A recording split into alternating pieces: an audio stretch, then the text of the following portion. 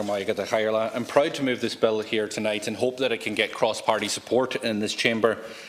And I must say there's no reason why that cross-party support is not given, because it simply implements what Minister Michael Noonan called best practice during his time as Minister for Finance, and what the Central Bank's own Code of Practice recommends. This is what the bill does in simple terms. It puts into law a code of practice that the Central Bank itself drew up. The first line of that code of practice states, and I quote, "A loan secured by the mortgage of residential property may not be transferred without the written consent of the borrower." End of quote. In other words, no consent, no sale. There may be some that would say that this is a fine principle in normal times, but that we're not living in normal times, and they're right. These are not normal times, because in normal times we wouldn't have €2.34 billion of arrears of those over 720 days. In normal times we wouldn't have 64,510 accounts linked to family homes in arrears, or 45,178 of them in arrears of over 90 days. Accounts in arrears over 2 years now constitute 43% of all accounts in arrears, and at €2.4 billion represent 90% of the arrears balances outstanding. So these are normal times. We're living with a problem caused by a banking collapse, and we need a political and societal response to that, not just one that protects the banks. We must find a solution that looks after the families in arrears, and indeed the tenants whose landlords find themselves in arrears also.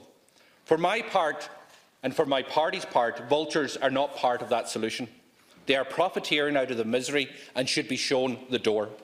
Fine Gael rolled out the red carpet, and we must now live with the consequences. And the Pontius Pilate Act of Minister Donoghue, where we see state-owned banks selling mortgages that are paying their way, in my view, is despicable. On the 29th of November last year, Permanent TSB announced it was selling over 6,130 loans linked to family homes. This isn't the first time that family homes were sold by this bank, or indeed by other banks, going right back to the state itself through IBRC, who sold to vulture funds. But what made this a new low was that the mortgages involved were those of families meeting their agreed arrangements with the bank. So no sale to vultures is right, but this sale was particularly offensive. And it is time for action. It is time to say enough is enough. I'll give a quick run-through of the provisions of this bill. Section 1 contains the interpretations of the sections. Section 2 is the crucial section. It introduces an obligation on a lender to seek permission of the borrower before a loan is sold when it relates to residential property.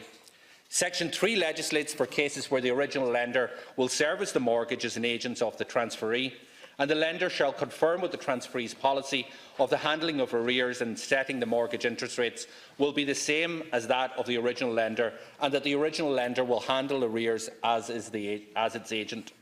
Section 4 sets down the conditions where the original lender is surrendering control over interest rates and arrears policy, and this will require explicit consent of the borrower. Section 5 lists information that must be transmitted to the borrower on foot of a request for consent under Section 2 of this bill. It may be the case that some of these points are already covered by the Consumer Credit Act, and this is something that we can tease out at committee stage. Section 6 sets out the rights of the borrower and the duties of the transferee in the case of a transfer. Section 7 is an important section, and it lays out some very specific exemptions to Section 2, which requires consent, and that is when a bank is failing. The Code's exemption for serious business difficulties is defined in this legislation as difficulties of a gravity that the central bank determines that a lender is failing or likely to fail. So there will be no widespread exemptions in this legislation. This is a tight definition based on the triggers in EU law that would precipitate the resolution process. Section 8 sets out powers for the central bank, and Section 9 confirms that the lender in breach of this Act is liable to the administration regime of the central bank. We can discuss how adequate that regime is, but for now the important fact is that there are repercussions for ignoring the law, unlike the code it derives from. Section 10 allows the central bank to draw up implementing regulations, while Section 11 of this legislation is the title of the section of the legislation. It is clear, therefore, that this is there's no way in this bill. It's not a get-out-of-jail card for borrowers. It no way means a borrower can simply not pay or expect to stay in their home. And that spin comes from desperate government TDs trying to divide their own constituents rather than stand up to the vultures. I believe we must always draw ourselves back to the question of context and how did we get here? Did tens of thousands of previously unblemished families suddenly lose and will decided not to pay in full their mortgages? Of course not. That's not what happened, and we all know that. The cruel irony is that there was a banking collapse that led directly to the loss of jobs and of businesses, which in turn led to hundreds of thousands of families falling into arrears. Now, 10 years after the banking collapse, the same banks are turning on those families unfortunate enough to have suffered during that time and are now throwing them to the vultures. It's a vicious circle, and its victims are hard-working families and individuals doing their best to recover after the banks crashed the economy. Anybody with a sense of justice or fairness must see that vulture sales are completely unacceptable. The government will surely say that this bill will end the market for vultures in the state. I hope so. I have no problem in saying that. I don't want a vulture economy, and neither does my party. And why not? Because it is unfair to see capital swoop on distressed families, businesses and farms and pick off what they can before abandoning them. Vultures do short-term. They see short-term profit and they swoop. That is not healthy for our economy or for our society. An economy where vultures are prospering, often where they pay little tax, if any, is not a healthy economy. It is the type of economy Sinn Féin wants to end for our people. I'm on the side of the struggling farmer, the struggling homeowner, the small businessman and businesswoman, not on the side of the vultures. So let's look at how the banks are treated in contrast. These banks that are being allowed to sell these family homes to vultures don't pay a penny of tax on the billions of euro profits and won't pay for a decade, and in some cases 2 decades. They're subsidised by the Help to Buy scheme. They're allowed to charge rip-off interest rates. They reduce services bit by bit in our rural communities. And to deal with the question before us, they are allowed to sell off loans without the consent of the borrower, in breach of what is the code of practice of the central bank, albeit a voluntary code. And why? Because the bailout is supposed to be over. These banks are profitable, so why is the government policy about protecting them at all cost? Why are they not doing their job in making arrangements with customers of theirs who have paid them for years, for decades, while the banks ripped off people and stole their tracker mortgages? The ECB and the Central Bank have made it abundantly clear that there are many options available to banks to reduce their non-performing loans. The state, though, has championed the cause of vultures despite the damage and the pure economic short-sightedness of it. I note the reported comments by the Central Bank today that this bill would bring about some type of Armageddon for everybody involved.